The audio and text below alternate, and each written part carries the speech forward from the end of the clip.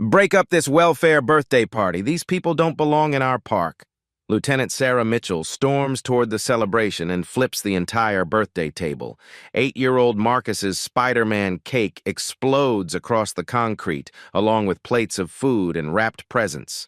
She stomps on gift boxes, crushing toys inside. Look at all this food bought with taxpayer money while hardworking Americans struggle. Parents scramble to shield their children as Mitchell kicks over chairs and tears down decorations. The beautiful birthday setup becomes a wasteland of destruction in seconds. She zeroes in on a tall black man who is hanging streamers near the pavilion. He turns slowly, his face a mask of controlled fury as he watches his son's special day being destroyed. You the one responsible for this ghetto circus, boy. Time to shut it down and learn your place. The father stands motionless, his hands trembling as he stares at the ruined party. One phone call will change everything these officers think they know about power. 2 hours earlier, James Thompson had been the picture of a devoted father preparing the perfect birthday celebration. He moved methodically around Druid Hill Park, checking every detail with the precision of someone who understood that memories mattered. The red and blue streamers hung at exactly the right height. The picnic tables formed a perfect rectangle. Even the placement of each folding chair seemed calculated for maximum joy. "Baby, you're being obsessive again," Maya called from across the pavilion, her voice carrying the gentle teasing of 8 years of marriage. She was arranging gift bags with their son's name written in careful cursive, but her eyes kept drifting to her husband's constant surveillance of their surroundings. James paused in hanging the Happy 8th Birthday Marcus banner, his gaze automatically scanning the park's entrance, the tree line, the parking lot. Old habits died hard, especially when those habits had kept him alive for 15 years in federal law enforcement. But today wasn't about Agent Thompson. Today was about Dad. "I just want everything perfect for Marcus," he replied, adjusting the banner one final time. "He's been talking about this party for weeks." The community had started arriving an hour ago, and James knew each family by name. 8 months of carefully constructed normalcy had built these relationships. Mrs. Washington from 2 blocks over, whose arthritis flared up in the humidity but who still brought her famous potato salad to every gathering. The Johnson twins, whose father worked double shifts at the shipyard just to afford their school supplies. Young Keisha's grandmother, who made the best cornbread in East Baltimore and never missed a community event despite her failing eyesight. James had memorized their stories, their struggles, their hopes. It wasn't just good cover for his undercover assignment tracking Lieutenant Mitchell's corruption network. These people had become his people. He'd attended their church services, helped fix broken porch steps, and driven elderly neighbors to medical appointments. Every genuine moment of connection made the deception weigh heavier on his conscience. Marcus burst from behind a tree where he'd been playing hide-and-seek with his cousins, his Spider-Man shirt already grass-stained from an afternoon of pure 8-year-old joy. He crashed into his father's legs with the enthusiasm only children possessed, nearly knocking over the cooler full of juice boxes. "Dad, this is the best birthday ever!" Marcus looked up with eyes that held complete trust in his father's ability to make everything right. "All my friends are here, and Mom made my favorite cake with the web design, and you even got the Spider-Man decorations I wanted, and Mrs. Johnson brought those cookies that taste like heaven." James knelt down to his son's eye level, fighting the familiar tightness in his chest that came with leading a double life. Every innocent question Marcus asked about his construction job felt like a small betrayal. Every time his son introduced him proudly to friends as "my dad who builds important buildings," James felt the weight of lies he'd have to explain someday. "You deserve the best birthday, champ. You only turn 8 once," James said, ruffling his son's hair. "Did you thank Mrs. Johnson for those cookies?" "Already did, and I helped Grandma Washington set up her folding chair because her hands were hurting today." Marcus beamed with the pride of a child who'd been raised to care about his community.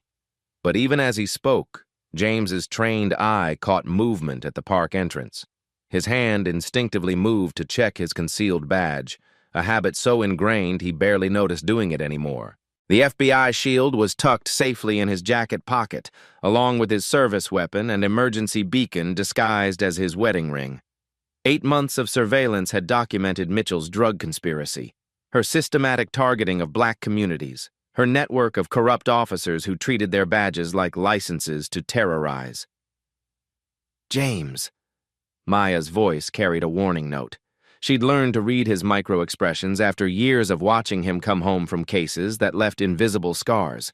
The subtle shifts in his jaw that meant his agent instincts were kicking in, the way his shoulders tensed when danger signals fired in his brain. Not today. Whatever you're thinking, not today. This is Marcus's day. He forced himself to relax, to be present in this moment with his family. The surveillance photos on his phone could wait. Images of Mitchell taking envelopes full of drug money from known dealers. The recorded conversations documenting her racist rants could wait. Audio of her calling community gatherings breeding grounds for criminals. The federal investigation that had consumed 8 months of his life, 8 months of pretending to be someone else, could wait. Today was about Marcus and the community that had embraced them as family. "You're right," he said, pulling his wife close and kissing her forehead. Maya smelled like the vanilla perfume she'd worn since their college days, back when life was simpler, and James's biggest worry was passing his criminology finals. "Today I'm just Dad." But even as the words left his mouth, James couldn't shake the feeling that something was wrong. In 8 months of living in this community, building relationships and gathering evidence against Baltimore's most corrupt police unit, he'd developed an almost supernatural sense for danger. The hair on the back of his neck stood up for no reason he could identify. Marcus tugged on his father's hand, pulling him toward the group of children who were begging to start the treasure hunt James had planned. He'd hidden Spider-Man stickers and small toys around the pavilion, creating a map that would keep the kids entertained for at least an hour while the adults relaxed and enjoyed each other's company. As they walked across the grass, James's phone buzzed with a text message. Without thinking, he glanced at the screen and his blood turned to ice. It was from his FBI handler. "Mitchell's unit just received a dispatch to your location. Anonymous noise complaint filed 20 minutes ago. This wasn't random. Your cover may be blown. Abort if necessary." James's training kicked in immediately. He looked around the peaceful birthday celebration, children laughing as they searched for hidden treasures, parents chatting about school events and neighborhood concerns, his wife lighting candles on their son's chocolate cake decorated with Spider-Man's web pattern, and realized with crystalline clarity that they'd been set up. Someone in the Baltimore Police Department knew exactly who he was and where to find him. The question was whether it was Mitchell herself or someone higher up the corruption chain. His cover was blown, but his family was here, surrounded by innocent people who trusted him to keep them safe. People who had no idea that the man they'd welcomed into their community was a federal agent whose investigation could send dozens of cops to prison. The sound of police sirens in the distance made his decision for him. James slipped the phone back into his pocket and walked calmly toward his son, his face betraying nothing of the federal storm about to descend on their perfect afternoon. "Marcus?" he called, his voice steady despite the chaos building in his chest. "Come here, buddy." But before he could reach his son, 3 police cars rounded the corner and entered the park with unmistakable aggressive intent. Lieutenant Sarah Mitchell had arrived to destroy everything they'd built.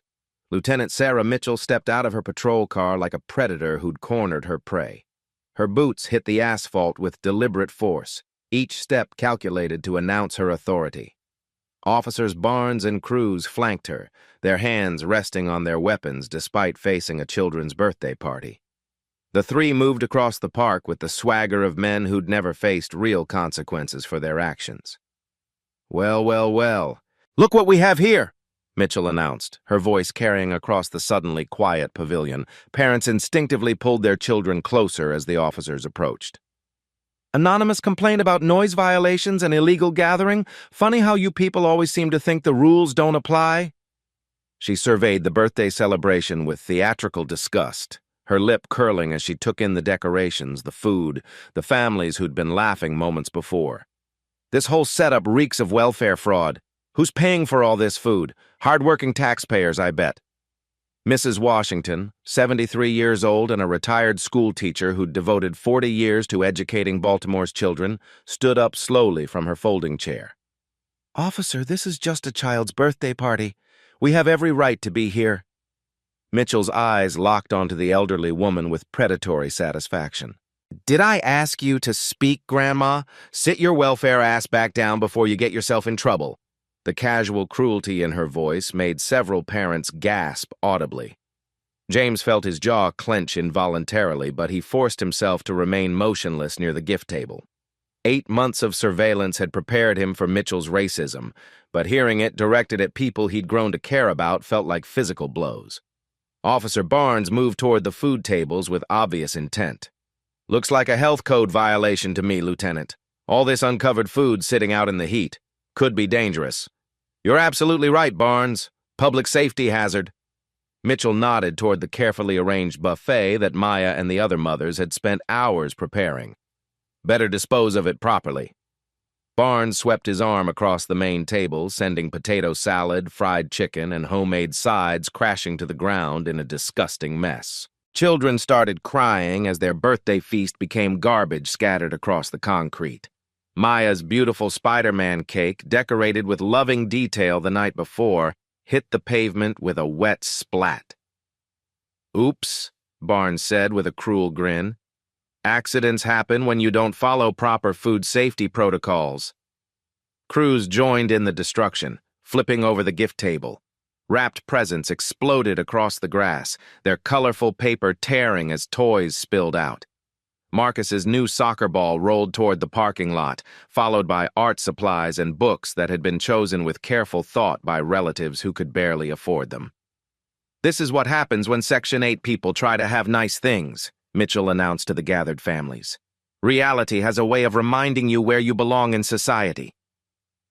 James stood frozen, watching his son's special day being systematically destroyed. Every instinct screamed at him to reveal his badge, to end this humiliation with federal authority, but his training held him back.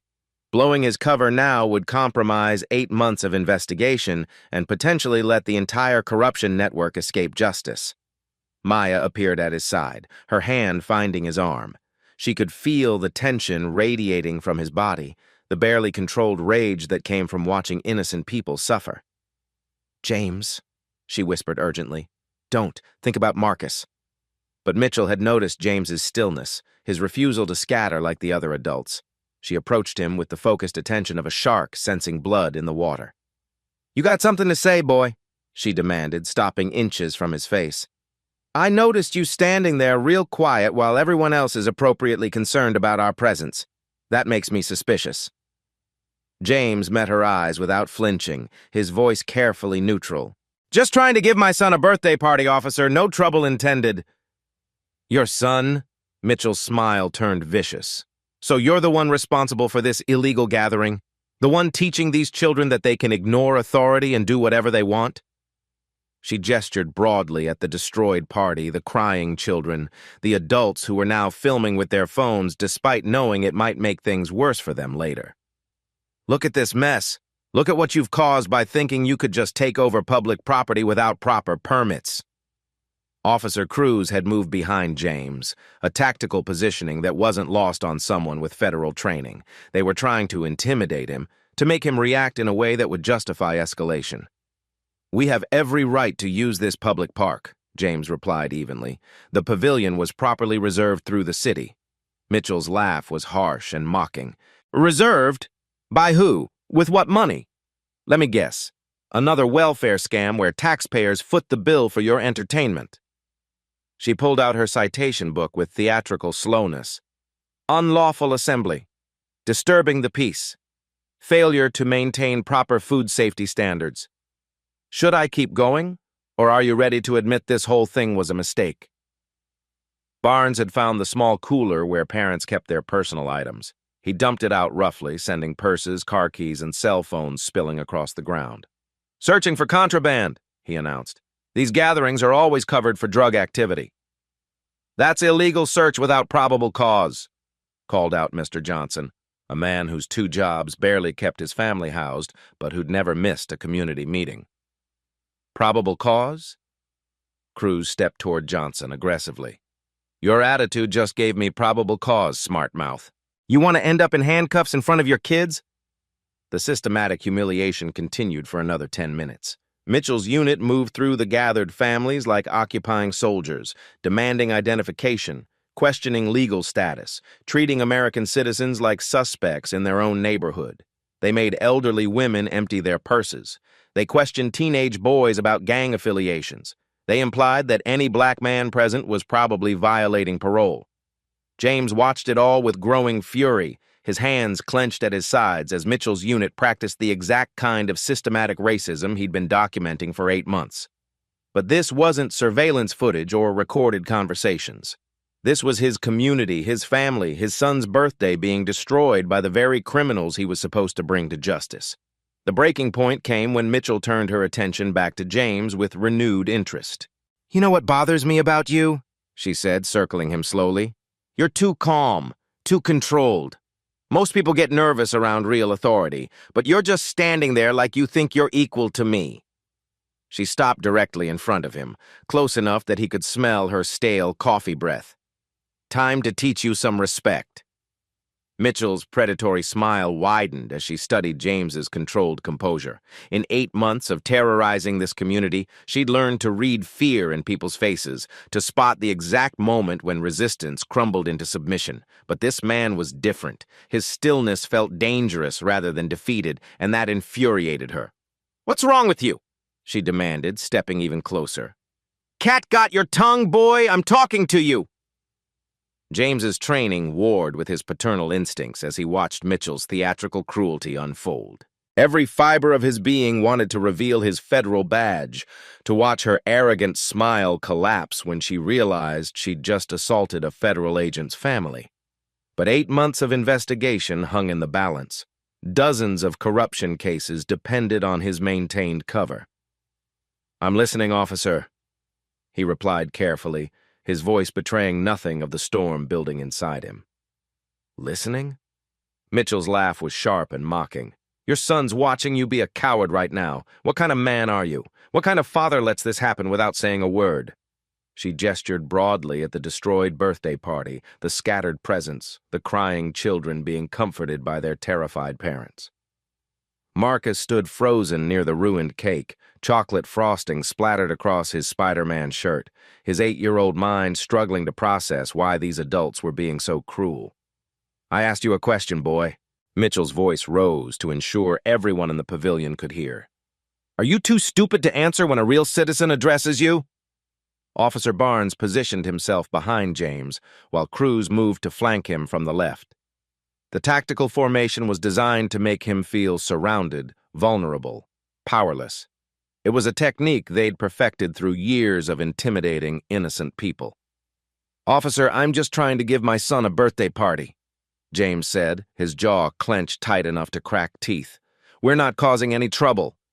"Not causing trouble?" Mitchell's voice dripped with theatrical disbelief. "You've taken over a public park without proper permits. You've created a health hazard with improperly stored food. You've disturbed the peace with excessive noise. And now you're showing disrespect to lawful authority."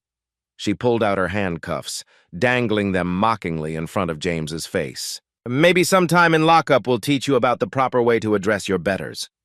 Maya stepped forward instinctively, her protective instincts overriding her fear. "Please, officers, there's no need for this. We'll clean up and leave quietly." Mitchell's eyes lit up with vicious pleasure as she turned toward Maya. "Did I ask you to speak, sweetheart? Seems like this whole family has problems with authority. Maybe you need to learn your place too." "Leave my wife alone," James said quietly, and something in his tone made Barnes's hand drift toward his weapon. "Or what?" Mitchell stepped back to James, close enough that her breath hit his face. "You'll do something about it? You think you're man enough to challenge real authority?" She looked around the pavilion at the gathered families, ensuring she had the maximum audience for what came next. Everyone watched this. This is what happens when people forget their place in society. Mitchell grabbed James by the shoulder and pushed him roughly toward his knees. "Down where you belong. Show everyone what you really are." The federal agent in James calculated odds, analyzed threats, and measured the tactical situation. But the father in him felt the eyes of his 8-year-old son watching this humiliation unfold. The community leader in him saw neighbors he'd grown to love witnessing his apparent powerlessness. He knelt slowly, his hands trembling with rage rather than fear. "That's better," Mitchell announced triumphantly. This is the natural order. Authority on top, criminals on their knees. She began a theatrical pat-down, her hands deliberately rough and invasive. When she reached his jacket pocket, her fingers found the leather case containing his FBI badge and credentials. Well, what do we have here? She pulled out the badge case with exaggerated curiosity.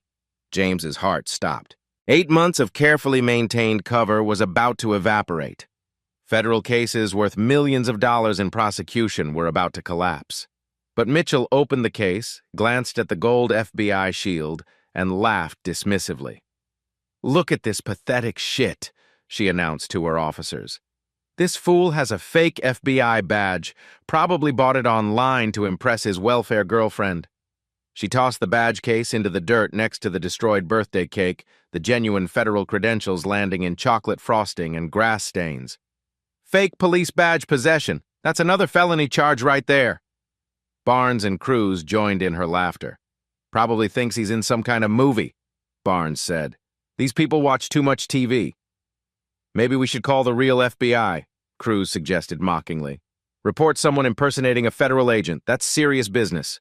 Mitchell ground her heel into the badge case, pressing James's authentic federal credentials deeper into the dirt. "Stop pretending to be somebody important. You're nothing but another unemployed baby daddy living off government handouts." Marcus had been watching this entire exchange with growing distress. His father, the strongest man in his world, was being forced to kneel in the dirt while strangers mocked and humiliated him. The 8-year-old couldn't understand the complexities of undercover work or federal investigations. He only knew that bad people were hurting his daddy.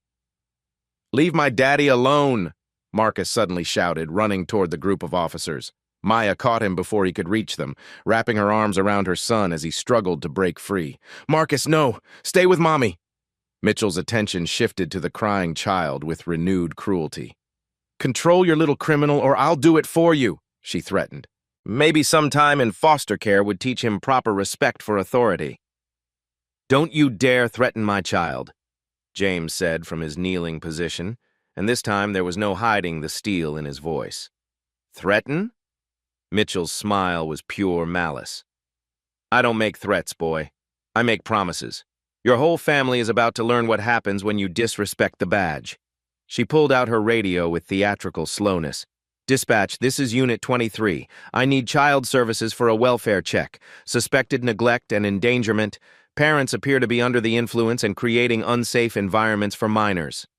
The lie was so casual, so practiced, that James realized this was routine for her. How many families had she destroyed with false reports? How many children had been torn from their parents by her manufactured evidence? "You can't do that," Maya said desperately. "We haven't done anything wrong." "I can do whatever I want," Mitchell replied with absolute confidence. "I'm the law here, and the law says your family doesn't belong in a decent society." She keyed her radio again. "Also requesting backup for multiple arrests. Disorderly conduct, resisting authority, impersonating a federal officer, and whatever else I decide to charge them with." James remained on his knees in the dirt, his genuine FBI badge ground into the earth beside him, his son crying in his wife's arms, his community watching in horrified silence. The corrupt lieutenant who'd spent 8 months destroying innocent lives had no idea she was about to face the full weight of federal justice. But not yet. Not until his family was safe and these good people were protected from retaliation. For now, James Thompson knelt in the dirt and let Sarah Mitchell believe she held all the power. The sound of additional sirens filled the air as Mitchell's backup arrived. 2 more patrol cars pulled into the park, disgorging officers who approached the pavilion with the casual confidence of predators who'd never faced real consequences. The birthday celebration had devolved into a scene of systematic terrorization, with families huddled together while their children watched authority figures destroy everything they'd worked to create. "Shut this whole thing down," Mitchell commanded her reinforcements. "Illegal assembly, health violations disturbing the peace. I want every adult identified and processed." Officer Barnes kicked over the remaining folding chairs with deliberate malice. "Should we tear down all these decorations too, Lieutenant? Looks like a fire hazard to me." "Absolutely. Public safety first." Mitchell's smile was predatory as she watched Barnes rip down streamers and stomp on balloons. The cheerful birthday decorations that James had hung with such care became colorful trash scattered across the grass. Cruz had found the cooler containing party favors and dumped it roughly, sending small toys and candy spilling across the concrete. "Contraband search," he announced with mock seriousness. "These gatherings are always covered for illegal activity." Mrs. Washington, still seated despite Mitchell's earlier commands, spoke with the dignity of someone who'd survived decades of institutional racism. "You have no right to do this. This is a legal gathering in a public space." "Right?" Mitchell whirled on the elderly woman with renewed viciousness. "You think you have rights? You think your welfare benefits come with constitutional protections?" She approached Mrs. Washington's folding chair with deliberate intimidation. "Stand up when I'm talking to you, Grandma. Show some respect for real authority." "She has arthritis," Maya said desperately, still holding Marcus tight against her chest. "She can barely stand without help." "Did I ask for your medical opinion?" Mitchell's voice rose to a shout that made several children start crying again. "I said stand up, now!" Mrs. Washington struggled to her feet, her arthritic joints protesting audibly. The dignity in her movement, the refusal to be broken despite obvious pain, made the cruelty even more stark. She stood straight-backed and proud, meeting Mitchell's glare without flinching. "That's better," Mitchell said with satisfaction. "See how much more civilized things are when everyone knows their place?" The new officers had begun systematically destroying everything that remained of the birthday party. They overturned the gift table completely, grinding wrapped presents into the dirt. One officer found Marcus's new bicycle, a surprise gift that James and Maya had saved for months to afford, and kicked it hard enough to bend the front wheel. "Abandoned property," he announced, "creating a public hazard." James watched from his kneeling position as his son's birthday dreams were systematically destroyed. The surveillance photos in his phone documented Mitchell taking drug money. The recorded conversations proved her racist conspiracy. 8 months of federal investigation could send her to prison for decades, but none of that mattered while she terrorized his family and community. "You know what I think?" Mitchell said, walking back to where James knelt in the dirt with his FBI badge ground into chocolate frosting beside him. "I think you're not showing proper remorse for your illegal activities." She gestured broadly at the destroyed party. "All this could have been avoided if you'd just followed the law, but you people always think the rules don't apply." Officer Barnes had moved behind Marcus and Maya, close enough to make them uncomfortable but not quite close enough to justify complaint. "The kid's got some mouth on him," he said loudly. "I've been talking back to authority all afternoon. Maybe some time away from bad influences would set him straight." The threat was clear and calculated. Maya's grip on her son tightened instinctively, her protective instincts flaring. "You stay away from my child!" "Or what?" Cruz stepped closer to the mother and son. "You'll file a complaint? Call a lawyer? Who do you think they're going to believe? Upstanding police officers or welfare criminals?" Mitchell pulled out her handcuffs again, dangling them in front of James's face as he knelt motionless in the dirt. "I'm thinking of obstruction of justice, resisting arrest, impersonating a federal officer. That's enough for 5 years minimum, wouldn't you say, Barnes?" "At least 5 years," Barnes agreed with obvious pleasure. "Federal prison time for fake badge possession. They don't like cop impersonators there." "Please," Maya said desperately, "just let us clean up and go home. We'll never come back to this park." "Just please leave us alone." "Too late for that," Mitchell replied with cruel satisfaction. "Your husband decided to challenge my authority. Now everyone gets to watch what happens to people who don't know their place." She grabbed James roughly by the arm, hauling him to his feet only to shove him back down harder. His knees hit the concrete with enough force to tear his jeans, but his face remained impassive.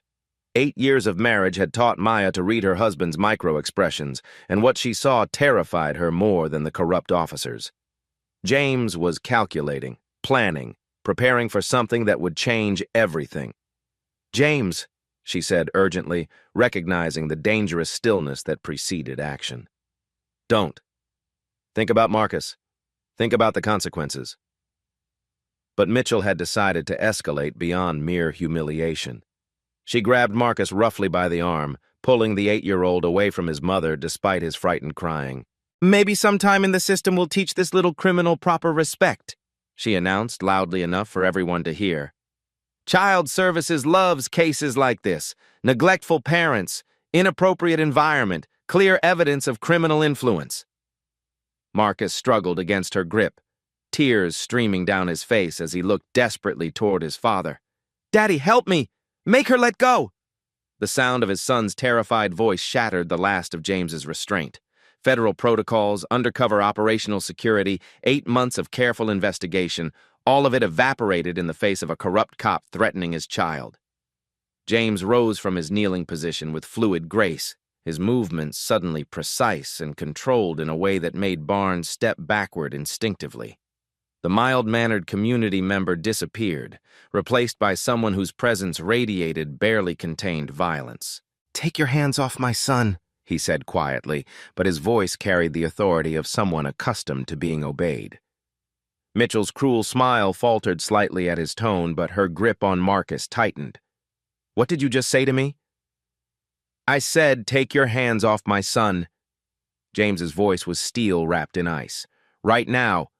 "Or what?" Mitchell's bravado was starting to crack, but she doubled down on aggression. "You'll assault a police officer in front of all these witnesses?" James reached into his jacket pocket with deliberate calm, his movements precise enough to make the other officers tense, but instead of pulling out a weapon, he withdrew his cell phone. "No," he said, maintaining eye contact with Mitchell while speed-dialing a number he knew by heart. "I'm going to make a phone call." Mitchell's laughter was harsh and mocking. "A phone call? To who? Your lawyer? Your mommy? Some civil rights organization that'll file a complaint in 6 months?" The phone connected after one ring. "This is Special Agent James Thompson, badge number 2847, he said clearly, his voice carrying across the suddenly silent pavilion. "I need immediate federal backup at Druid Hill Park, Baltimore. My cover has been compromised and my family is under threat from corrupt Baltimore PD officers." The effect was instantaneous and devastating. Mitchell's grip on Marcus loosened as confusion and disbelief warred across her face. Barnes and Cruz exchanged uncertain glances, their predatory confidence evaporating. "Federal investigation of Lieutenant Sarah Mitchell's narcotics conspiracy has been ongoing for 8 months. James continued into the phone, his eyes never leaving Mitchell's face. "I have documented evidence of civil rights violations, drug trafficking, and systematic corruption. Request immediate arrest and federal charges." Mitchell's face cycled through disbelief, rage, and the first flicker of genuine fear. "You're lying," she said, but her voice lacked conviction. "That's a fake badge. You're just some welfare rat trying to sound important."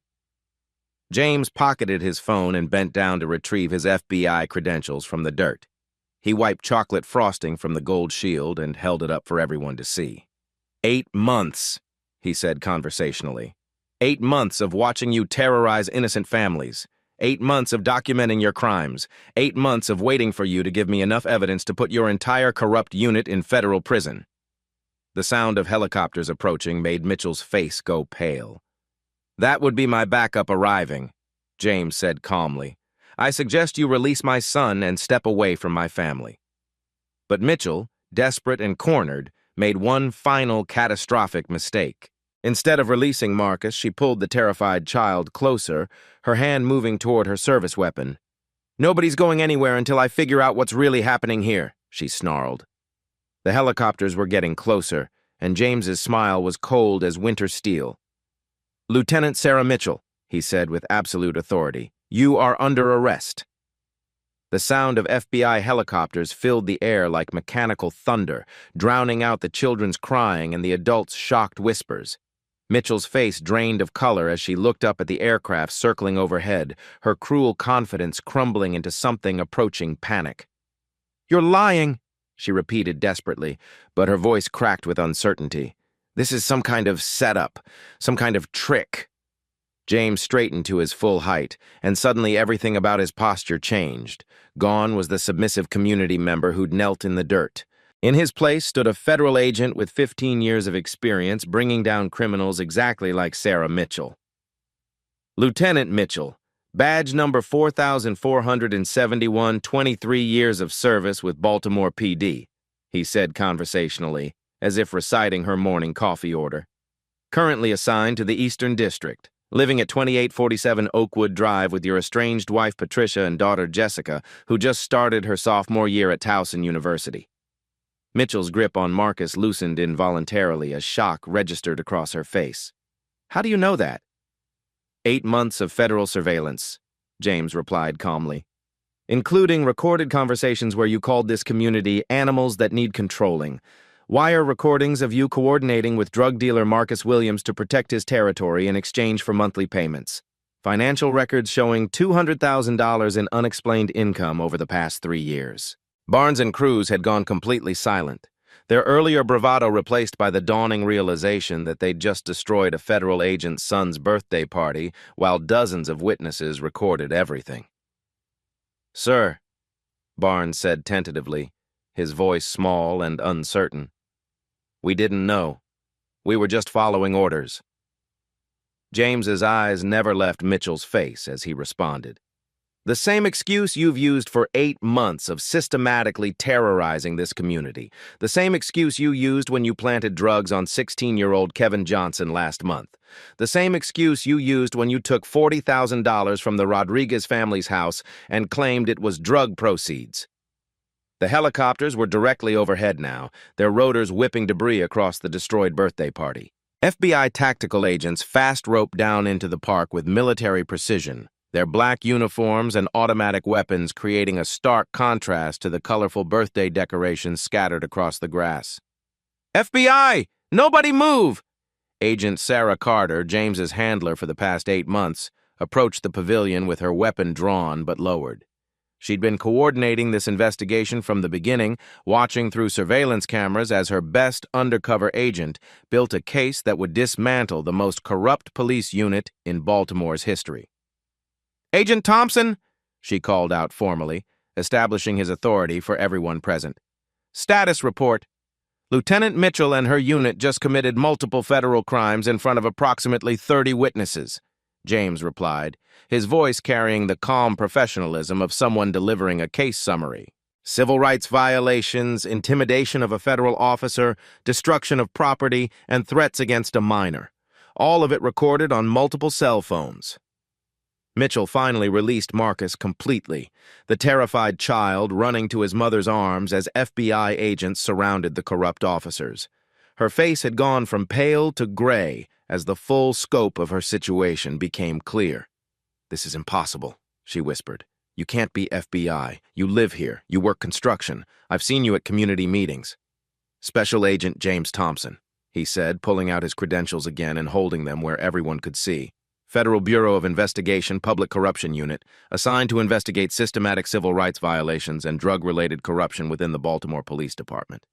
Agent Carter moved to Mitchell's side with handcuffs ready. "Lieutenant Sarah Mitchell, you're under arrest for violation of federal civil rights statutes, conspiracy to distribute controlled substances, extortion, and intimidation of a federal officer." "Wait," Mitchell said desperately, looking around at the gathered families who were now recording her arrest with obvious satisfaction. "This has to be entrapment. He was pretending to be someone else. That's illegal. Undercover operations are completely legal when investigating ongoing criminal conspiracies," James replied matter-of-factly, "especially when those conspiracies involve systematic violation of citizens' constitutional rights." Officer Barnes tried to back away slowly but found himself surrounded by federal agents. "I want to cooperate," he said quickly. "I was just following Lieutenant Mitchell's orders. I have information about other officers involved." "Officer Richard Barnes," Agent Carter announced, producing another set of handcuffs. "You are also under arrest for conspiracy and civil rights violations. You'll have plenty of opportunities to cooperate from federal custody." Cruz had gone completely silent, staring at James with something approaching awe. 8 months of casual racism, 8 months of treating him like a second-class citizen, 8 months of systematic cruelty, all directed at a federal agent who'd been documenting every word, every action, every crime. "The fake badge," Cruz said numbly. "The one you threw in the dirt. That was real." James bent down and picked up his credentials again, wiping away the last of the chocolate frosting. "Special Agent James Thompson, badge 2847. The same badge you spent 10 minutes mocking while you destroyed a child's birthday party." The arrest process was swift and efficient. Federal agents read Miranda rights while community members continued recording, ensuring that every moment of Mitchell's humiliation was documented just as thoroughly as their own had been. The woman who'd spent years terrorizing innocent families now faced the cameras herself, handcuffed and heading toward federal prosecution. "You have the right to remain silent," Agent Carter recited as she secured the handcuffs. "Anything you say can and will be used against you in a court of law." Mitchell's last act of defiance was to spit on the ground near James's feet. "This isn't over," she snarled. "You think one arrest is going to change anything? There are dozens of us. The whole system protects cops, not criminals like you." James looked down at her with something approaching pity. "Lieutenant Mitchell, you don't understand. This isn't one arrest. This is the beginning of the largest police corruption prosecution in Maryland history." He pulled out his phone and showed her the screen displaying dozens of surveillance photos, audio recordings, and financial documents. 34 officers are being arrested simultaneously across the city right now. Your entire network is finished. As the federal agents led Mitchell and her unit away in handcuffs, the destroyed birthday party fell into absolute silence. Community members who'd been terrorized by these officers for years watched their tormentors face justice at last. Marcus tugged on his father's hand, looking up with 8-year-old confusion. "Daddy, are you really a policeman?" James knelt down to his son's level, finally able to be completely honest. "I'm an FBI agent, buddy, and my job is to catch bad policemen who hurt good people." The sound of news helicopters joining the FBI aircraft overhead signaled that this story was about to become much bigger than a destroyed birthday party. Everything was about to change. Within 15 minutes of Mitchell's arrest, the first video appeared on social media. Mrs. Washington's granddaughter had been live streaming the birthday party when the police arrived, and her phone had captured every moment of escalating cruelty, followed by the stunning federal intervention. The video, titled "Racist Cop Destroys Kid's Birthday Then Gets Arrested by FBI," began accumulating views at an exponential rate. Maya sat in the back of an FBI vehicle with Marcus, watching her phone screen as the notification numbers climbed. 50,000 views, 100,000, 200,000. The hashtag #KnowYourPlace was trending nationwide, turning Mitchell's most vicious command back against her with devastating irony. "Look at this," Maya said to James, who was giving his official statement to Agent Carter nearby. "Someone already made a compilation of everything she said. The whole thing is going viral." The edited video was brutal in its efficiency. It opened with Mitchell's arrival. "Look at these welfare rats pretending they belong here." Cut to her destroying the birthday cake. Cut to her forcing James to his knees. Cut to her threatening Marcus. Then the sudden reversal. James's phone call, the FBI credentials, Mitchell's face going pale as helicopters filled the sky. The comment section was savage and immediate. "That face when she realizes she just arrested an FBI agent, LMAO. How you gonna call someone boy and then get handcuffed by that same person?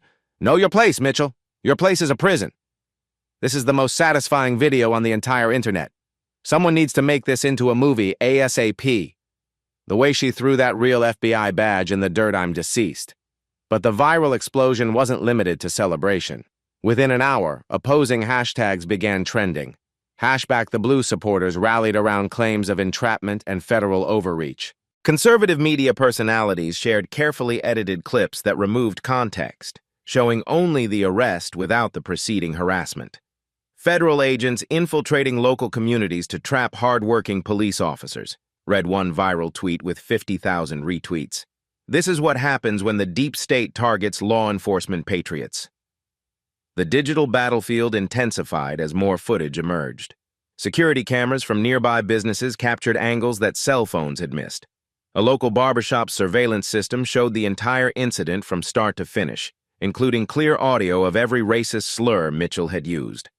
The barbershop owner, a community fixture for 30 years, released the footage with a simple caption, "This is what we deal with every day."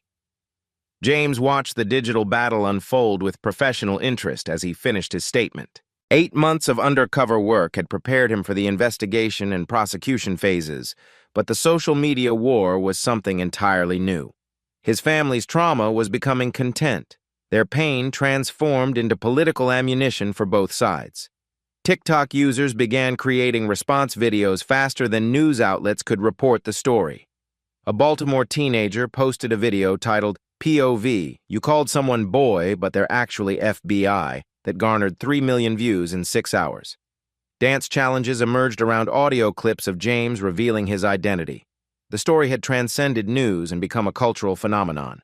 The Baltimore Police Department issued a statement within 2 hours. The officers involved were acting within established protocols for noise complaints and public safety concerns. The department will cooperate fully with any federal investigation while maintaining that our officers acted appropriately given the information available to them. The statement sparked immediate backlash. Community leaders who'd suffered under Mitchell's unit for years began sharing their own stories with receipts. #Baltimore corruption exploded with testimonials, photographs, and documentation of years of systematic abuse. Mitchell's unit destroyed my nephew's graduation party last year, called it a gang gathering. "He's valedictorian at Johns Hopkins now," read one viral tweet with accompanying photos of the young man in his cap and gown alongside police body camera footage from that incident. "They stole $3,000 from my mother's purse during a traffic stop.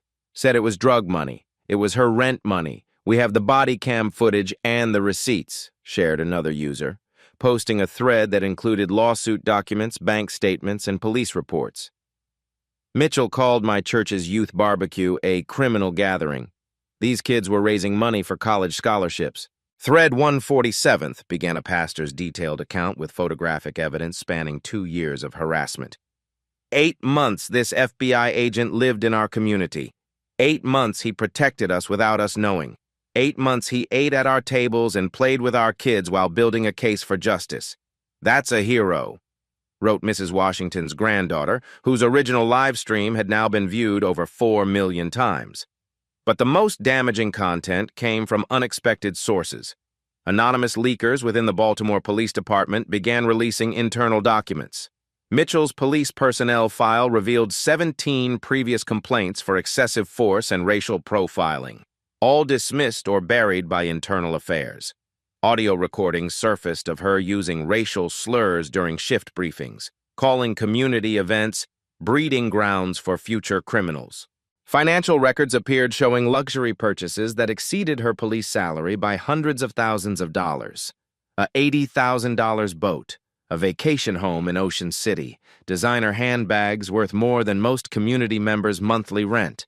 All purchased while claiming her mission was protecting tax-paying citizens from criminal elements. The revelation that Mitchell lived in luxury while terrorizing families struggling to afford birthday parties struck a particularly raw nerve. Someone created a split-screen comparison showing Mitchell's boat alongside Marcus's destroyed birthday cake. It became one of the most shared images of the entire incident. The Baltimore Police Union called an emergency press conference within 6 hours of the arrest.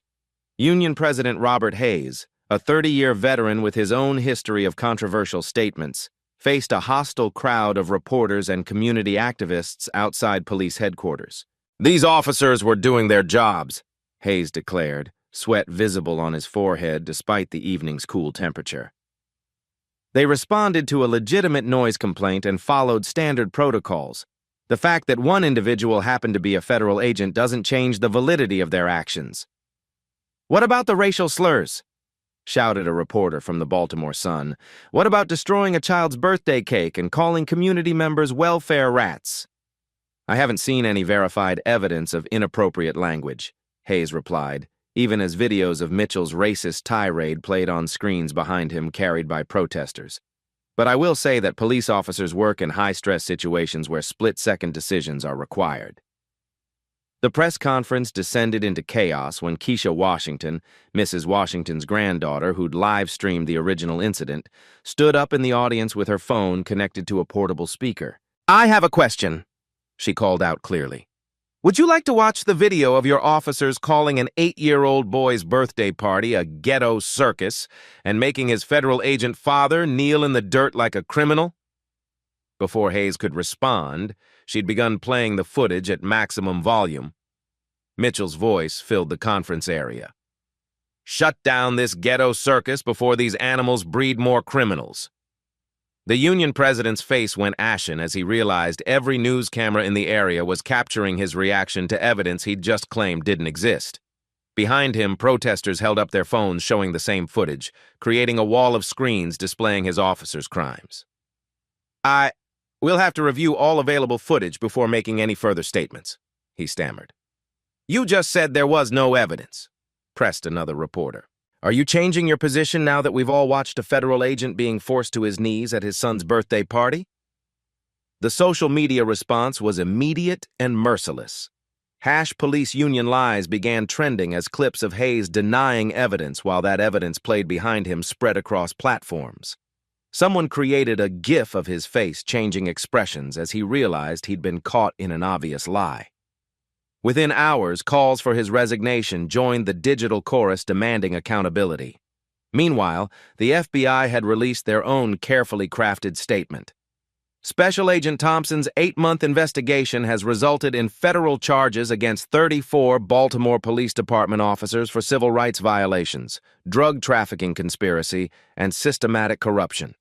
This investigation represents one of the largest police corruption cases in Maryland history. The scope revelation sent shockwaves through both traditional and social media. 34 officers, 8 months of documentation, systematic corruption reaching into every level of the department. The birthday party incident wasn't an isolated case of racist policing. It was the tip of an iceberg that threatened to sink the entire Baltimore Police Department. International media picked up the story within hours. BBC News ran a segment titled, "American Police Corruption Exposed at Child's Birthday Party." Deutsche Welle featured it as evidence of systematic racism in U.S. law enforcement. The image of a federal agent kneeling in dirt while corrupt officers mocked his credentials became a global symbol of institutional failure. By evening, protesters had gathered outside police headquarters. The crowd included community members who'd suffered under corrupt officers alongside suburban supporters who'd driven in after watching the viral videos. Signs reading, "Know Your Place, Prison, and FBI Agent Daddy" competed with smaller groups of counter-protesters holding "Back the Blue" banners. The generational divide was stark. Older community members who'd endured decades of police harassment wept openly as they watched Mitchell led away in handcuffs. Younger activists live-streamed the protests while creating new content mocking the arrested officers. Children who'd been at the birthday party drew pictures of FBI helicopters and gave interviews to reporters about their secret agent neighbor. National media had transformed the story into prime-time content by evening. Cable news shows featured split screens showing the viral arrest footage alongside expert panels debating police accountability, federal oversight, and the ethics of undercover operations in communities of color. James found himself transformed overnight from anonymous community member to symbol of justice, his carefully maintained cover blown in the most spectacular way possible. The impact goes far beyond Baltimore, announced CNN's legal analyst during the evening broadcast. This case demonstrates how federal law enforcement can successfully infiltrate and document systematic police corruption. It's a model that could be replicated in departments across the country. But Fox News framed the story differently. Federal agents living undercover in American communities for months, secretly recording law-abiding citizens and entrapping local police officers. Is this the kind of surveillance state we want in America? The political divide played out in real time across social media platforms. Liberal activists shared compilation videos of Mitchell's racist statements with captions celebrating her downfall. Conservative users shared carefully edited footage focusing on James's concealed identity, framing him as a deceptive federal agent who'd violated community trust. Lost in the political noise was the human story at the center.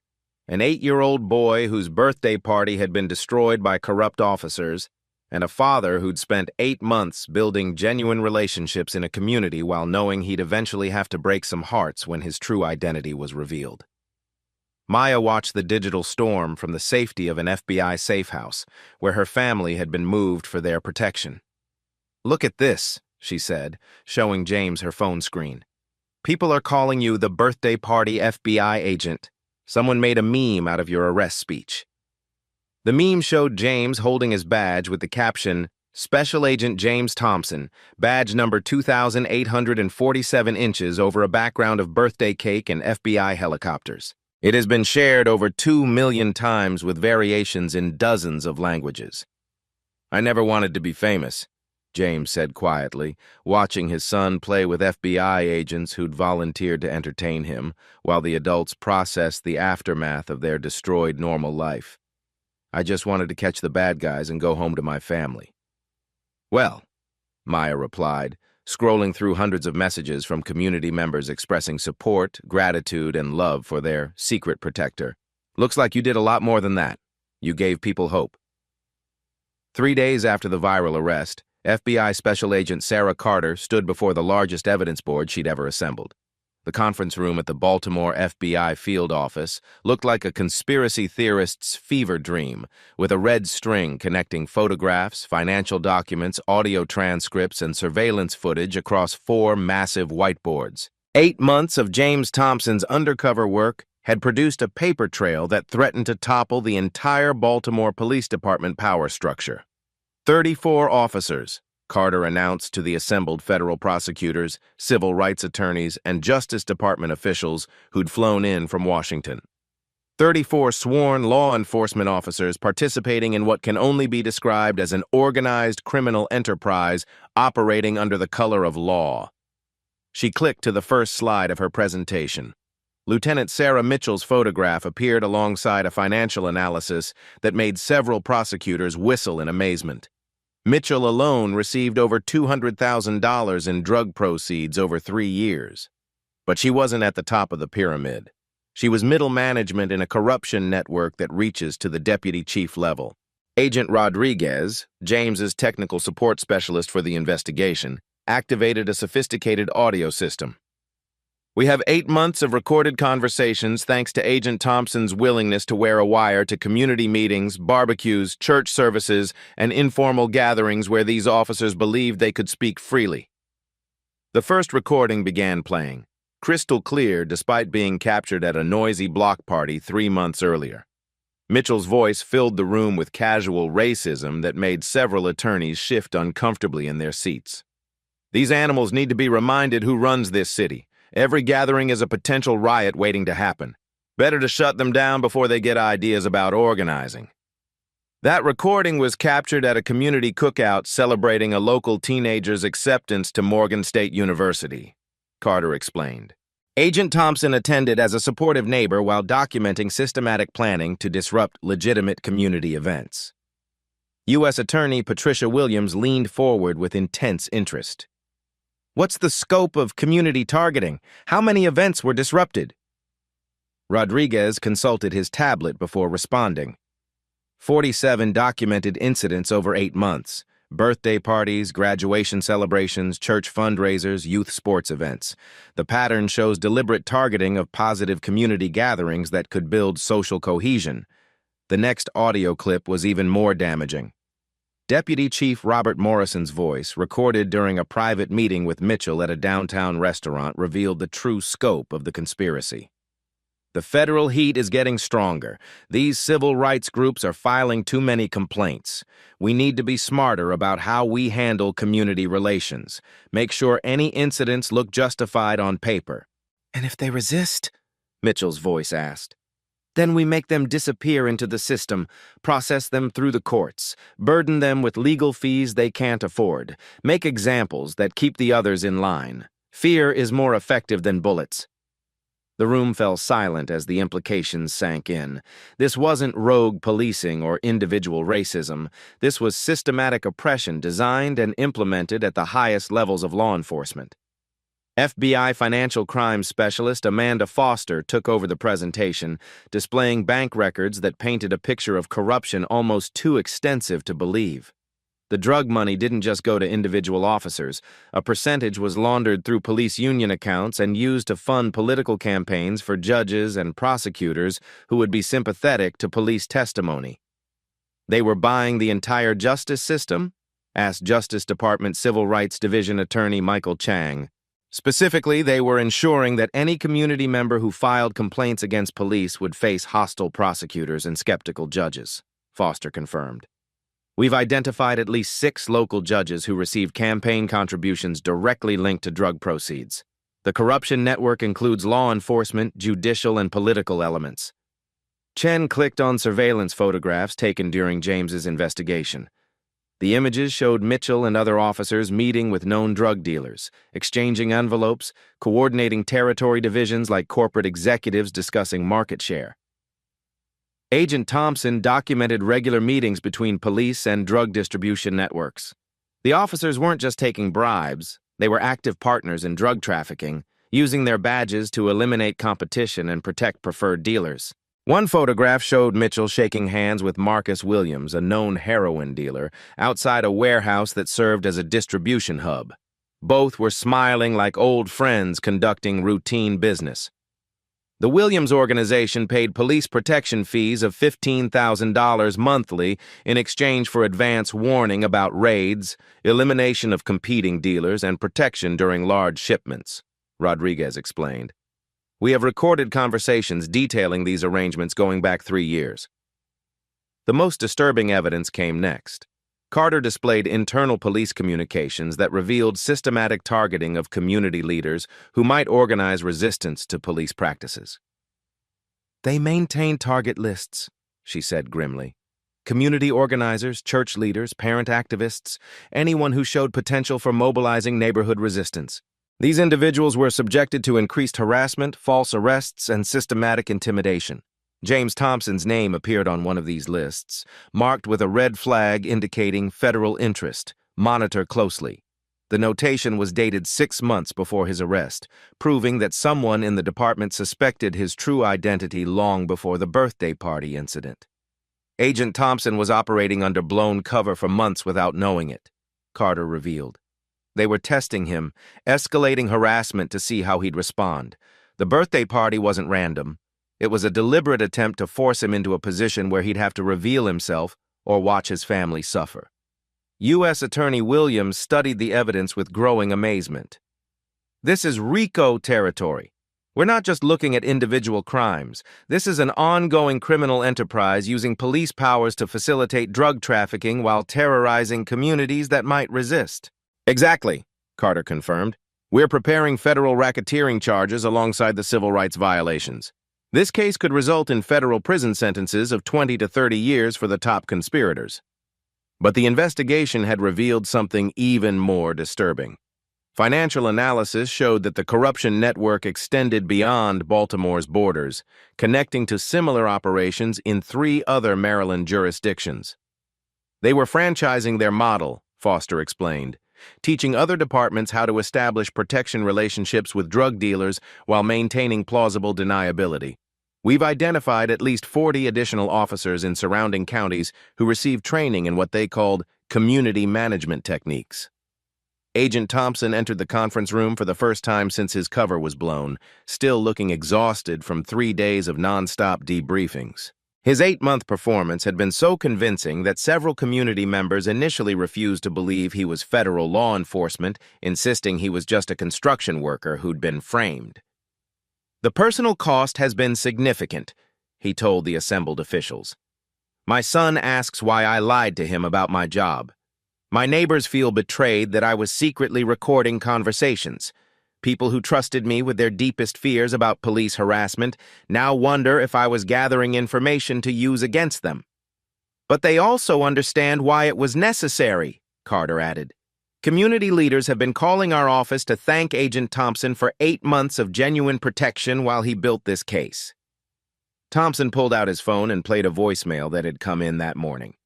Mrs. Washington's voice, aged but strong, filled the conference room. James, this is Mrs. Washington. I want you to know that every Sunday you sat in our church, every time you helped fix my porch steps, every conversation we had about keeping our children safe. All of that was real. The job was pretend, but the man was real, and that man is a hero to this community. Several attorneys had to clear their throats after the recording ended. The human cost of undercover work was often discussed in abstract terms, but hearing the genuine affection and forgiveness in an elderly woman's voice made it tangible. The evidence package includes over 2,000 hours of audio recordings, 15,000 photographs, complete financial records for all 34 officers, and testimony from 47 community members who've agreed to testify about systematic harassment. Rodriguez summarized. Most importantly, Carter added, we have real-time documentation of civil rights violations that would normally be impossible to prove. Agent Thompson's presence in the community for 8 months means we can show pattern and practice, not just isolated incidents. The recorded conversations were particularly damaging because they captured officers speaking freely about their contempt for the communities they were sworn to protect. One audio clip from a restaurant meeting showed Mitchell and 3 other officers discussing community events with language that would make prosecution straightforward. These people breed like rabbits and expect taxpayers to fund their celebrations, Mitchell's voice said clearly. Better to shut down their gatherings before they start organizing politically. Keep them scared, keep them separated, keep them focused on survival instead of resistance. That's a textbook civil rights conspiracy, noted Justice Department Attorney Chang. They're explicitly discussing using police power to suppress First Amendment activities. But perhaps the most damaging evidence was financial. The corruption network had generated over $8 million in drug-related income over 5 years, with proceeds distributed through a sophisticated money laundering operation that included police union accounts, political action committees, and legitimate businesses owned by officers' family members. They weren't just taking bribes, Foster explained. They were running a comprehensive criminal enterprise that happened to use police badges as operational cover. The scope of community damage was equally staggering. Carter displayed statistics that painted a picture of systematic oppression designed to destroy social cohesion in predominantly black neighborhoods. 47 community events disrupted over 8 months. 138 false arrests of community leaders over 3 years. Over $300,000 in legal fees imposed on families fighting wrongful arrests. This was ethnic cleansing disguised as law enforcement. Thompson spoke quietly from his position near the evidence boards. Every conversation I recorded, every photograph I took, every financial transaction I documented, it all happened because these officers believed they were untouchable. They thought their badges made them immune to consequences. That confidence came from institutional protection, Carter noted. Internal Affairs dismissed 93% of complaints against these officers. The police union defended even the most obviously criminal behavior. District attorneys routinely accepted police testimony without question, even when contradicted by physical evidence. U.S. Attorney Williams stood up to address the room. This investigation represents exactly why federal civil rights enforcement exists. When local systems are so corrupted that they cannot police themselves, federal intervention becomes necessary to protect constitutional rights. She gestured toward the overwhelming evidence that covered every available wall surface. We're not just prosecuting individual crimes. We're dismantling a criminal organization that used government power to terrorize American citizens while enriching themselves through drug trafficking. The birthday party incident that went viral was just one day in an 8-month documentation of systematic violations, she continued.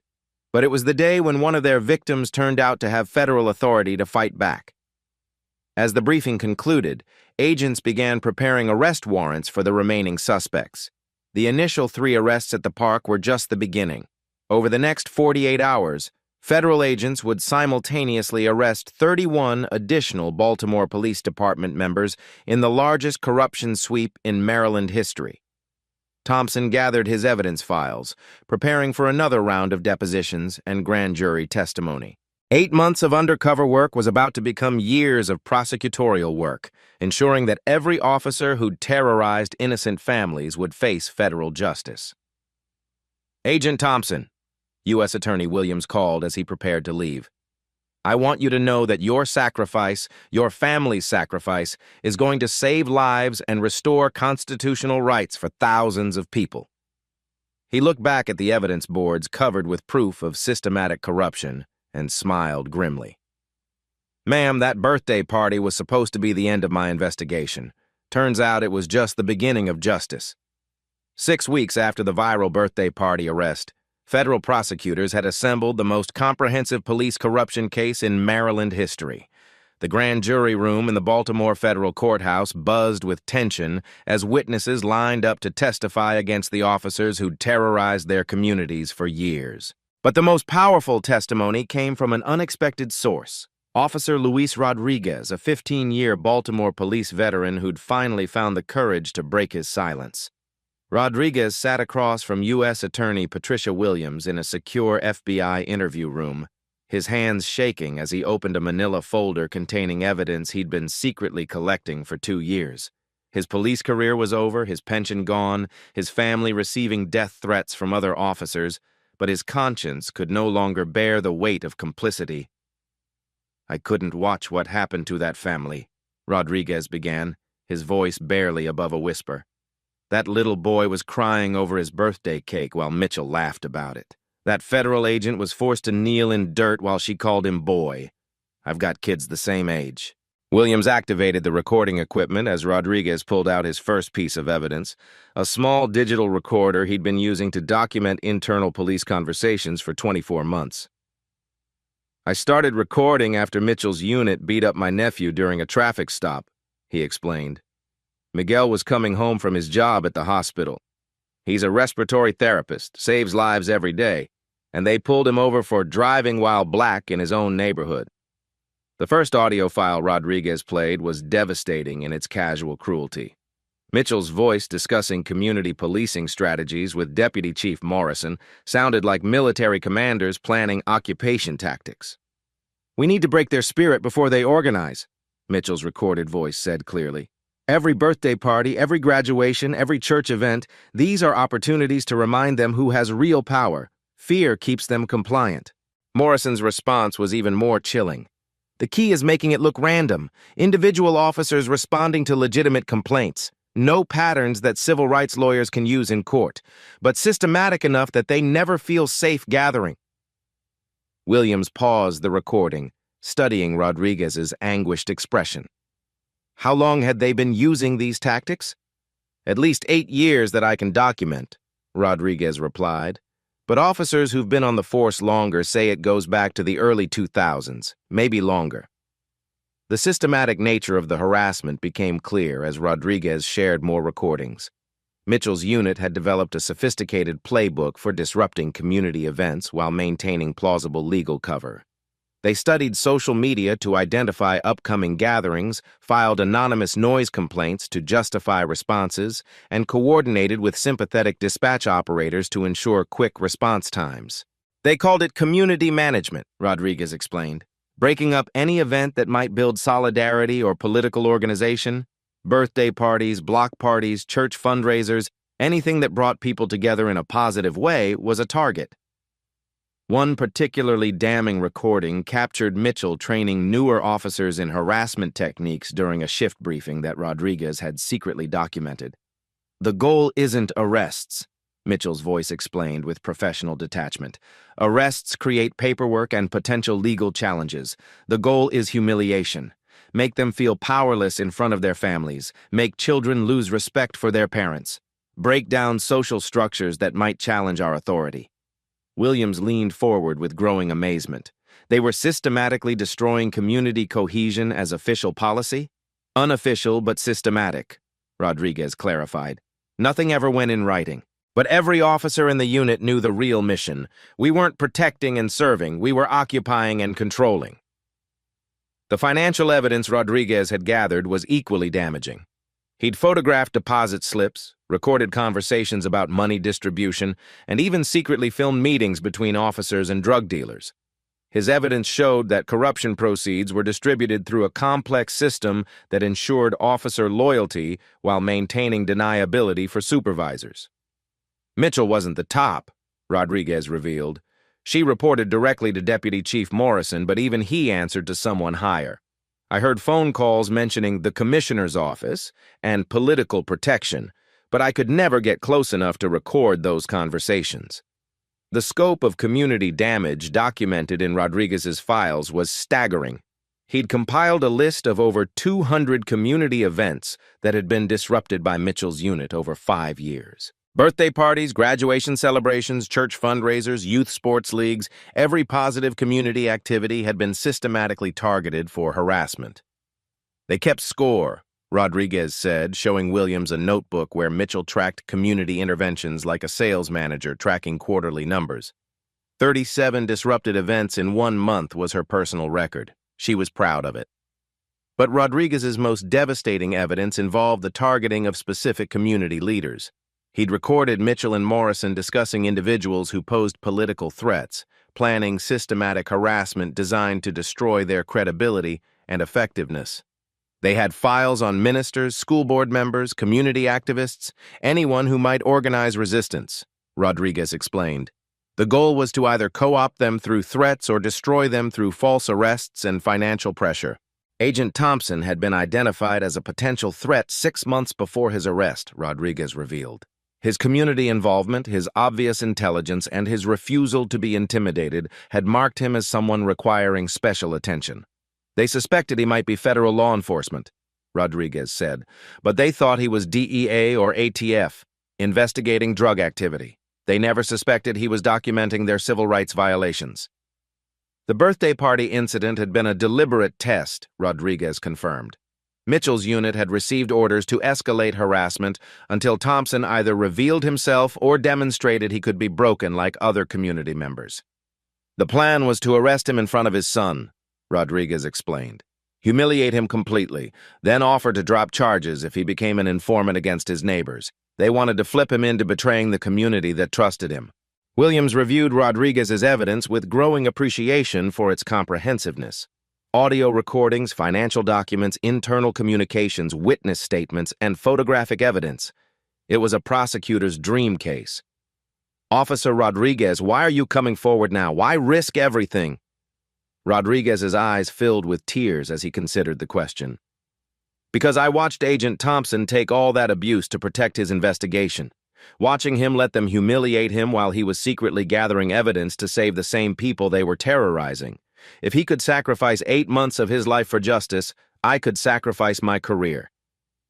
The community response to Rodriguez's cooperation had been mixed, but mostly supportive. Some residents viewed him as complicit in years of abuse, too little too late, but others understood that his testimony was essential for ensuring convictions and preventing future corruption. The community needs to heal, Rodriguez said. But healing requires truth. Complete truth about how systematic this was, how high it reached, how long it lasted. People need to understand this wasn't just bad cops, this was institutional policy. Williams presented Rodriguez's evidence to the federal grand jury the following week. 23 citizens from across Maryland listened to hours of recorded conversations, reviewed thousands of documents, and heard testimony from 47 community members who'd suffered under the corruption network. The grand jury's response was swift and decisive. 97 federal felony indictments were issued against 34 officers, 3 judges, 2 prosecutors, and 5 civilians who'd participated in the money laundering operation. The charges ranged from civil rights violations to racketeering, drug trafficking conspiracy to obstruction of justice. But perhaps most importantly, Rodriguez's evidence had provided a roadmap for preventing future corruption. The systematic nature of the harassment, the institutional protection that enabled it, and the political connections that sustained it were all documented with precision that would inform federal oversight and reform efforts. Marcus Thompson, now 9 years old, had requested to testify before the grand jury. Federal prosecutors initially resisted, concerned about traumatizing a child, but his parents supported his desire to speak about what he'd witnessed. The bad policeman made my daddy kneel in the dirt on my birthday, Marcus told the grand jurors in a voice that was clear and strong despite his youth. But my daddy was really a good policeman all along, and he was protecting everyone. The bad policeman didn't know that good always wins. His simple testimony proved more powerful than hours of expert analysis. Grand jurors later said that Marcus's words crystallized why their work mattered, why holding corrupt officials accountable was essential for protecting innocent families. Community leaders organized prayer vigils outside the courthouse during grand jury proceedings. Mrs. Washington, now recovering from hip surgery, attended every day in her wheelchair, holding a sign that read, "Justice for all God's children." Agent Thompson lived in our community for 8 months, she told reporters.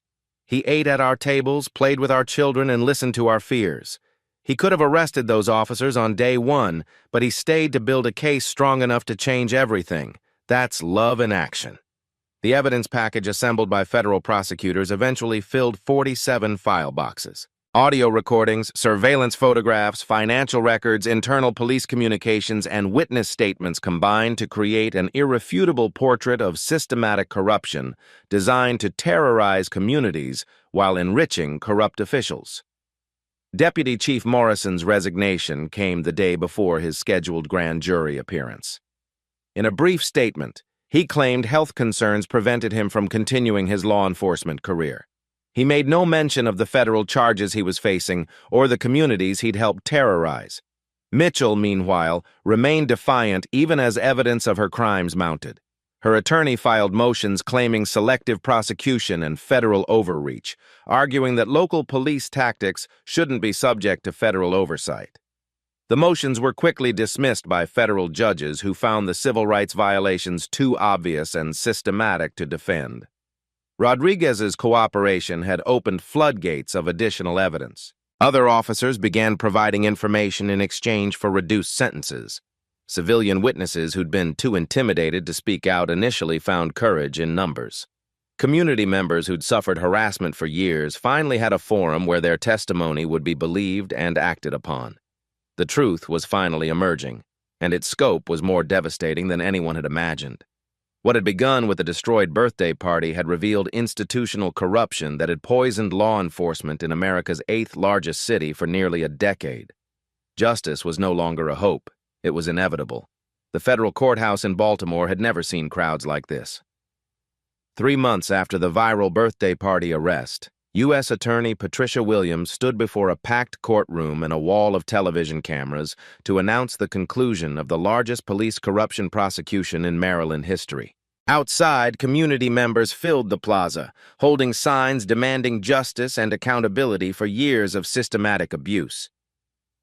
"Today marks a reckoning," Williams began, her voice carrying across the hushed courtroom.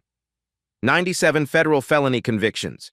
34 police officers, 3 judges, 2 prosecutors, and 5 civilian conspirators have pleaded guilty or been found guilty of crimes ranging from civil rights violations to racketeering conspiracy.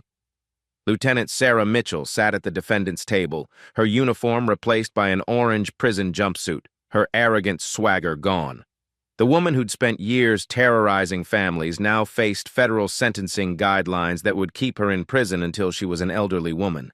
Her attorney had advised her to show remorse, but Mitchell's face remained a mask of bitter defiance. Judge Catherine Martinez, appointed specifically for this case due to local judicial corruption, reviewed the sentencing documents with careful attention to detail. At 62 years old, she'd seen every type of police misconduct case, but the systematic nature of this conspiracy had shocked even her experienced perspective.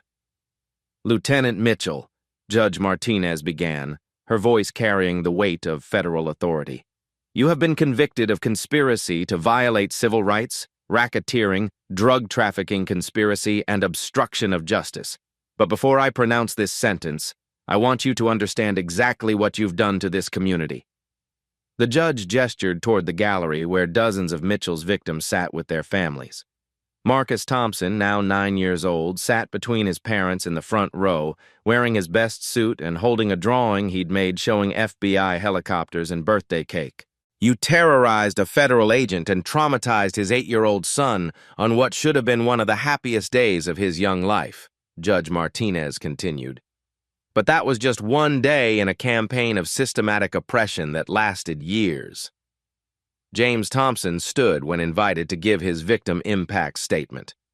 8 months of undercover work followed by months of testimony and depositions had taken their toll, but his voice was strong and clear as he addressed the woman who'd humiliated his family. "Lieutenant Mitchell, you called my son's birthday party a ghetto circus. You forced me to my knees in front of my child and called me boy. You threw my federal credentials in the dirt and laughed about it." He paused, looking directly at Mitchell, who refused to meet his eyes. "But the worst part wasn't what you did to my family. The worst part was realizing that you'd been doing this to innocent families for years. Families who had no federal badge to protect them. Families who couldn't fight back against your systematic cruelty." Mitchell's hands trembled slightly as she listened, but her face remained impassive. "You asked me what kind of man I was," James continued. I'm the kind of man who spent 8 months living in a community, building genuine relationships, protecting people I'd grown to love while documenting your crimes. I'm the kind of man who lets himself be humiliated to ensure justice for others." He turned toward the judge. "Your Honor, Lieutenant Mitchell represents everything wrong with policing in America. She used her badge as a weapon against the people she was sworn to protect. She turned public service into personal profit while terrorizing communities that depended on law enforcement." Mrs. Washington, now using a walker but determined to be present, struggled to her feet when called to testify. At 74 years old, she represented 3 generations of her family who'd suffered under Mitchell's unit. "That woman destroyed my grandson's graduation party," she said, her voice carrying decades of dignity despite institutional abuse. "Called our celebration of his acceptance to medical school a gang gathering. Made him lie face down on the ground in front of his little sister while she searched him for weapons that didn't exist." She pointed directly at Mitchell with a shaking finger. "You tried to break our spirits. You tried to make us afraid to celebrate our children's achievements. But we're still here, and our children are still succeeding, and your reign of terror is over." The parade of victim impact statements continued for 2 hours. Parents whose children's birthday parties had been destroyed, church leaders whose fundraising events had been disrupted, teenagers who'd been falsely arrested and humiliated, small business owners who'd been extorted. Each story revealed another layer of systematic abuse designed to destroy community cohesion. Maya Thompson spoke about the personal cost of her husband's undercover work and Mitchell's crimes. "I watched my husband carry the weight of pretending to be helpless while documenting injustice. I watched him struggle with leading a double life while protecting people who'd become our friends. And I watched our son process the trauma of seeing his father humiliated by someone who was supposed to protect us." But perhaps the most powerful testimony came from Marcus himself. The 9-year-old had insisted on speaking, despite prosecutors' concerns about putting a child through the ordeal. "The bad policewoman ruined my birthday party," Marcus said simply, his young voice carrying clearly through the silent courtroom. "She made my daddy kneel down and called him bad names. She made me cry and scared all my friends." He looked directly at Mitchell with the fearless honesty only children possess. "But my daddy was really a hero all along. He was pretending to be regular so he could catch the bad police and keep everyone safe. I'm proud of my daddy for being so brave." Mitchell's attorney made a final plea for leniency, arguing that his client had been following orders and department culture rather than acting independently. But Judge Martinez's response was swift and unforgiving. "Miss Mitchell's crimes were not momentary lapses in judgment or responses to impossible situations," the judge declared. "They were systematic violations of constitutional rights, planned and executed over years with obvious pleasure in the suffering they caused." She reviewed the evidence methodically. Audio recordings prove that Miss Mitchell took personal satisfaction in humiliating families. Financial records show she profited extensively from drug-related corruption. Witness testimony demonstrates a pattern of targeting community events specifically to destroy social cohesion. The courtroom fell into absolute silence as Judge Martinez prepared to announce the sentence. "Sarah Mitchell, you are hereby sentenced to 25 years in federal prison without possibility of parole. You are permanently barred from any law enforcement position and required to pay restitution of $200,000 to community victims." Gasps and quiet sobs filled the courtroom. Mitchell's face finally showed emotion, not remorse, but rage at the consequences she was facing. Her defense attorney quickly moved for appeal, but the evidence was overwhelming and the sentences legally unassailable. Officer Barnes received 18 years. Detective Cruz got 15 years. Deputy Chief Morrison, whose cooperation had helped convict higher-level conspirators, received 12 years despite his assistance. Every member of Mitchell's unit faced significant federal prison time, but the institutional reckoning extended beyond individual prosecutions. Judge Martinez announced the implementation of comprehensive federal oversight for the entire Baltimore Police Department, including civilian oversight boards with real authority and federal monitors with access to all department communications. "This consent decree will remain in effect for a minimum of 10 years, she declared. "Federal oversight will ensure that constitutional violations like those documented in this case never happen again." Community leaders had organized a massive celebration outside the courthouse following the sentencing. Marcus Thompson cut a ribbon at a temporary podium while hundreds of families who'd suffered under corrupt policing cheered his courage in testifying. "Today is Marcus's real birthday party," announced Mrs. Washington, whose family had organized the event.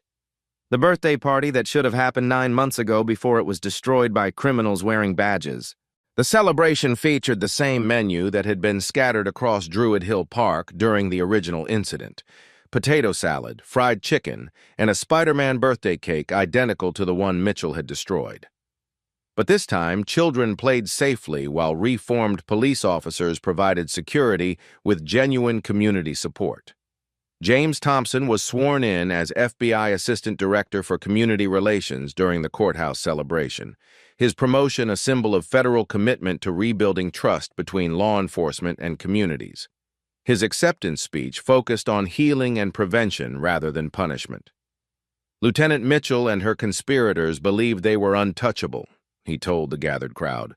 They believed their badges gave them permission to terrorize innocent families. Today proves that no one is above the law, and constitutional rights will be protected by federal authority when local systems fail. Maya Thompson announced the establishment of the Marcus Thompson Community Justice Foundation, funded partially by restitution payments from convicted officers. The foundation would provide legal assistance to families facing police harassment and support community organizing efforts in neighborhoods targeted by systematic abuse. "My family paid a price for justice," Maya said. 8 months of living a double life, trauma from that destroyed birthday party, and ongoing security concerns. But we paid that price so other families wouldn't have to suffer what we suffered. Marcus, now a celebrity among his classmates for his role in bringing down corrupt cops, spoke with remarkable composure for a 9-year-old who'd helped convict federal criminals. "The bad police thought they could scare us," he said into the microphone. "But good always wins when people are brave enough to do what's right. My daddy was brave, and Mrs. Washington was brave, and Mr. Rodriguez was brave, and now kids can have birthday parties without bad police ruining them." The media coverage was extensive and overwhelmingly positive. Cable news shows featured panel discussions about federal oversight of local policing. Social media campaigns celebrated the sentences while calling for similar accountability in other jurisdictions. International media highlighted the case as evidence that American institutions could still deliver justice when properly motivated. But perhaps the most meaningful recognition came from the community itself. A year after Mitchell's sentencing, Druid Hill Park hosted its first annual Justice Day celebration, featuring exactly the kind of positive community gathering that her unit had spent years trying to destroy. Mitchell began serving her 25-year sentence at a federal prison in West Virginia, far from Baltimore and the communities she'd terrorized. According to her prison records, she continued to maintain her innocence and blame federal overreach for her conviction. She would be eligible for release in 2049 when she was 67 years old. The systematic corruption that had poisoned Baltimore policing for nearly a decade was finally dismantled. Community members could gather safely for celebrations. Children could play in parks without fear of harassment. Families could call police for help without worrying about becoming victims themselves. Justice had been served, comprehensively and publicly. The reckoning was complete, but the work of rebuilding trust and maintaining accountability would continue for years to come. The destroyed birthday party had become a symbol of resistance, resilience, and the ultimate triumph of constitutional rights over institutional oppression. 2 years after Lieutenant Sarah Mitchell was led away in handcuffs, Druid Hill Park buzzed with the same joyful energy that had filled it on Marcus Thompson's 8th birthday. But everything had changed. The pavilion now bore a bronze plaque reading Thompson Community Justice Park, and the police officers present wore genuine smiles as they helped children with face painting and balloon animals. Marcus, now 10 years old and 3 inches taller, stood at a podium addressing a crowd of families who'd gathered for the 2nd annual Justice Day celebration. His voice carried confidence that came from understanding his role in transforming an entire city's approach to policing. 2 years ago, bad police came to my birthday party and tried to scare my family, he began, his words clear and strong. They didn't know my daddy was really an FBI agent working to protect everyone. They thought they could be mean to people and never get in trouble. He paused, looking out at faces that included former victims of police harassment alongside community leaders, federal officials, and reformed law enforcement officers who'd embraced accountability and genuine public service.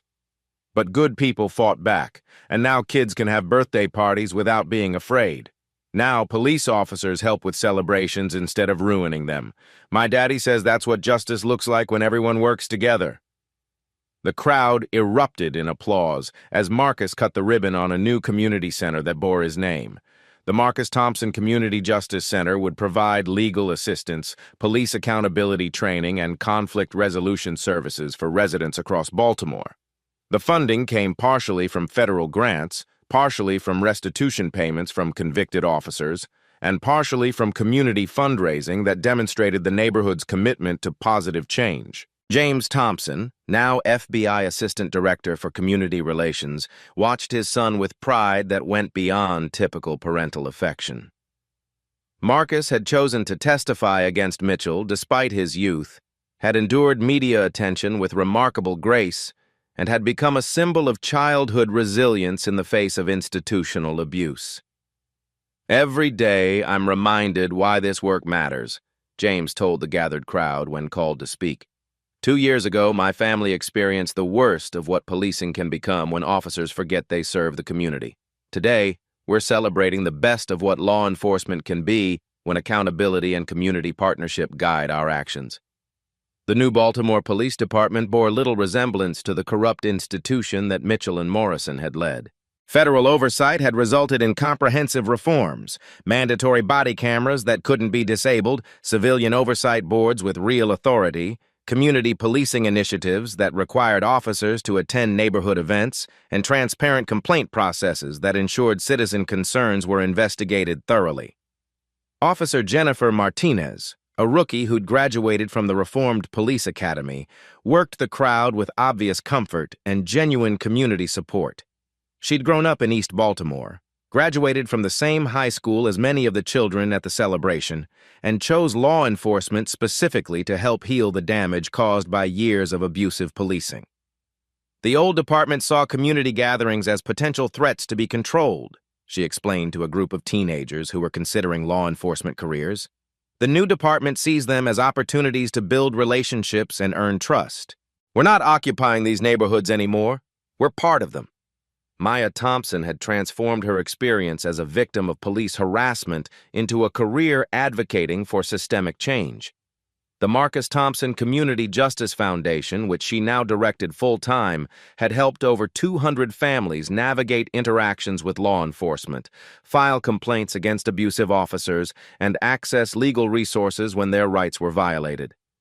"Healing doesn't happen automatically after bad people are arrested," she told supporters at a fundraising table surrounded by children's artwork depicting positive police interactions. Communities need resources, support, and ongoing advocacy to ensure that reforms actually improve daily life for families. The Foundation's most successful program paired families who'd experienced police harassment with reformed officers, committed to rebuilding trust through regular community engagement. Officer Rodriguez, the whistleblower whose testimony had been crucial for Mitchell's conviction, now spent his off-duty hours coaching youth basketball and attending community meetings to address residents' concerns about policing. "I spent 15 years being part of the problem," Rodriguez told a group of parents whose children were playing nearby. "Now I'm spending whatever time I have left being part of the solution. It doesn't erase what happened, but it honors the courage of families like the Thompsons who fought for justice." Mrs. Washington, now 76 but still sharp and determined, had become an unofficial grandmother to children whose families had been affected by corrupt policing. She spent her afternoons at the community center, helping with homework and sharing stories about the civil rights movement that put current struggles in historical perspective. "This little celebration reminds me of the freedom schools we ran in Mississippi during the 1960s, she told visitors touring the community center's civil rights education display. "Back then, we were fighting for the right to vote and attend integrated schools. Today, our children are fighting for the right to celebrate birthdays without harassment from people who are supposed to protect them." The display included photographs from Marcus's original birthday party, documentation from the federal investigation, and artwork created by community children depicting their hopes for positive police relationships. One drawing showed FBI helicopters delivering birthday cake to children, while another depicted police officers and families holding hands around a picnic table. Federal oversight of the Baltimore Police Department had become a model for similar interventions across the country. Justice Department officials regularly brought delegations from other cities to observe community policing initiatives that had grown from the systematic accountability imposed after Mitchell's conviction. Baltimore proves that comprehensive reform is possible when federal authorities have the will to enforce constitutional rights, explained Justice Department Civil Rights Division Attorney Michael Chang during a tour that included law enforcement officials from 6 other cities. But sustainable change requires community engagement, not just federal mandates. The statistics spoke to real transformation. Complaints against police officers had dropped by 68% since federal oversight began. Community trust in law enforcement had increased from 23% to 57% according to annual surveys. Most importantly, positive police interactions. Officers helping with community events, mediating disputes, and providing assistance during emergencies had increased by over 300%. Marcus had become something of a celebrity among his classmates, but his parents worked to ensure his fame didn't overshadow normal childhood development. He played soccer, struggled with math homework, and complained about having to clean his room just like any other 10-year-old. "Sometimes kids at school call me the FBI boy," he confided to his father during a quiet moment at the celebration. "They think it's cool that you caught bad guys, but I just want them to know I'm regular too." James knelt down to his son's level, remembering similar conversations from his own childhood about being different and finding normal. "Being regular and being special aren't opposites, buddy. You helped make things better for lots of families. That's special. But you're also just Marcus, who likes Spider-Man and hates Brussels sprouts. That's regular." As the Justice Day celebration wound down, families began cleaning up with the same community spirit that had characterized the original birthday party 2 years earlier. But this time, police officers helped load tables and sweep up trash, working alongside residents they now knew by name rather than viewing as potential threats. The bronze plaque commemorating the park's renaming included a quote from Marcus's grand jury testimony. "Good always wins when people are brave enough to do what's right." Below it, someone had added fresh flowers and a child's drawing of a birthday cake shared between police officers and families. Mitchell remained in federal prison, serving the 5th year of her 25-year sentence. According to correctional reports, she continued to maintain her innocence and blame federal overreach for her conviction. She would not be eligible for release until Marcus Thompson was 34 years old. But her absence had created space for healing, accountability, and genuine public service. The destroyed birthday party had become a symbol of resistance that grew into institutional change affecting thousands of families across Baltimore. As the Thompson family drove home from the celebration, Marcus fell asleep in the back seat wearing his Justice Day t-shirt and clutching a balloon shaped like the FBI shield. Through the car window, James could see community members and police officers working together to secure the park for another night. Justice wasn't just an abstract concept anymore. It was children playing safely while officers who'd earned trust provided protection with genuine community support. The birthday party had been restored, multiplied, and transformed into something larger than any one family's celebration. Hope lives here now, growing stronger every day. If this story of real justice moved you, subscribe for more stories where accountability wins over corruption. Share this everywhere. Let the world see what happens when communities fight back with courage and federal support. Comment below. What should happen to officers who abuse their power? Like this video if you believe justice should be this comprehensive. Your voice amplifies justice. Use it.